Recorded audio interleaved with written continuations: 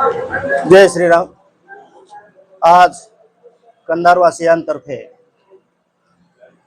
आपल्या हिंदू धर्माचा आराध्य दैवत ज्याला गोमाता आपण म्हटलं जातो आणि ज्यामध्ये हिंदू धर्माचे 33 कोटी देव असं वास्तव्य करतात असं सर्व हिंदू धर्मीय मानतात व ज्या गोमातेला माता म्हणून पूजली जाते त्या गोमातेला राष्ट्रीय माता म्हणून घोषित करावी यासाठी सर्व कंधारवासियांतर्फे आम्ही तहसीलदार साहेबांना निवेदन दिलेलं आहे। त्याचबरोबर माननीय राष्ट्रपती महोदय व पंतप्रधान महोदय आणि राज्यपाल व मुख्यमंत्री साहेबांना पण निवेदन दिले।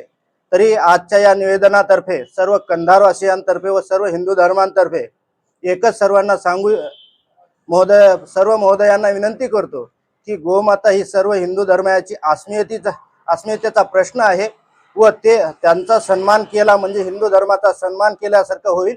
आणि म्हणूनच सर्वांना एक विनंती करतो की लवकरात लवकर हा कायदा पारित करून गोमातेला सन्मान द्यावा एवढी सर्वांना विनंती करतो। गोमाता की जय। वंदे मातरम।